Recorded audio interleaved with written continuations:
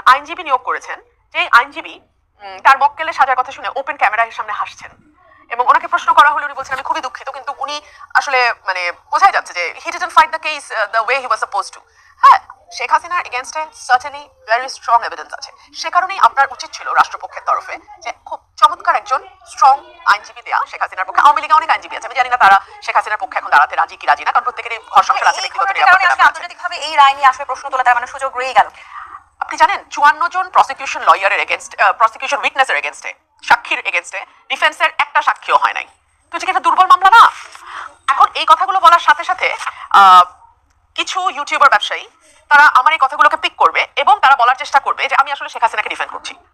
না, কথাগুলো হওয়া দরকার, কিন্তু আমি যেহেতু আমার কিছু যায় আসে না, what is true is true, আমি বলবোই। কিন্তু এই যে এই ভীতিটা আরো 100 জনের মুখ বন্ধ করে রাখে। কিন্তু কি হবে জানেন, in due course of time, সময় কিন্তু এরকম থাকবে না। সময় শেষ করি, সময় পাল্টাবে।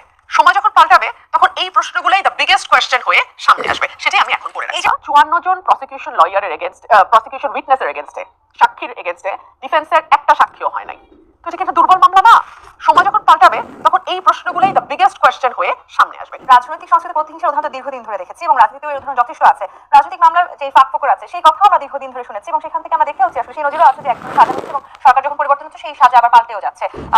শেখ হাসিনা সর্বশেষ 12 বছর আসলে বিরোধী দলের, বিশেষ করে আমি যদি বিএনপির কথাই বলি, তাদের দলের নেতাকর্মীদের যেভাবে আসলে জেলখানা এবং আদালতকে ঠিকানা বানিয়ে রেখেছিলেন, সেই পরিবর্তনটাও কিন্তু আমরা লক্ষ্য করলাম সরকার পরিবর্তনের পর। শেখ হাসিনার এই রায় আসলে সেটাও পরিবর্তিত হয়ে যেতে পারে কিনা সরকার পরিবর্তন হলে? আপনাকে অসংখ্য ধন্যবাদ। আমি জানি না আপনি আসলে ঠিক কি পরিবর্তনের কথা বলছেন। ধরুন এটা যদি শেখ হাসিনার আমল হতো, শেখ হাসিনার লাস্টের দেড় মাসের কথা, হ্যাঁ, জুলাই থেকে অগস্ট 5 পর্যন্ত, ওটা আমি বাদই দিলাম। উনি গত 15 বছরে তো গুম, বিচার বহির্ভূত হত্যা, আমাদের নেতাকর্মীদেরকে ধরে নিয়ে গিয়ে পুলিশের হেফাজতে নির্যাতন করা, তাদের নখ তুলে ফেলা, ফ্লায়ার্স ইউজ করা, ইলেকট্রিক চেয়ারে বসানো, এটা তো হয়েছে এবং এটা সকলেই জানে এটা হয়েছে। তো শেখ হাসিনার সময় কি ওনার বিচার করা গেছে, করা হয়েছে? হয় নাই তো। বরং সেই সময় আমরা দেখেছি দেশনেত্রী বেগম খালেদা জিয়াকে 2 কোটি টাকার একটা মিথ্যা মামলায় কিভাবে এতিমের টাকা মেরে খেয়েছে, কিভাবে কোর্টের আদেশ তার বিপক্ষে নেওয়া হয়েছে, কিভাবে তাকে জামিন রিফিউজ করা হয়েছে, কিভাবে তাকে একটা সলিটারি কনফাইনমেন্ট দেওয়া হয়েছে, এগুলো সবই আমরা দেখেছি। এবং এরপরে যখন সময় পরিবর্তন হয়েছে তখন পুরো পাশাটাই উল্টে গেছে। এখন আমরা দেখতে পাচ্ছি আওয়ামী লীগের নেতা কর্মীরা প্রত্যেকেই মামলার আসামি হচ্ছে এবং যারা হয়তো প্রত্যক্ষভাবে মাঠে নেমে জুলাই অগস্টের অভ্যুত্থানে হয়তো অংশ নেয় না, কিন্তু তারা কোনো না কোনো মামলার আসামি। আবার আমরা এমন দেখতে পাচ্ছি যে আওয়ামী লীগ হয়তো করে না, কিন্তু আপনার সঙ্গে আমার জমির বিবাদ, সো আপনার নামটা আমার সুযোগ হয়েছে, আমি একজন আইনজীবী, আমি লোকাল থানায় ফোন করে বললাম ওনার নামটা এই মামলায় দিয়ে দেওয়া হোক, এবং এটা করে আপনার উপর একটা আমার যে রাগ ছিল সেটাও আমি ছাড়লাম। আবার আপনাকে বের করে আনার জন্য আমি হয়তো একটা কাগজও রেডি করলাম যেখানে আপনার সইয়ের বিনিময়ে আবার আমি কিছু টাকাও পেলাম।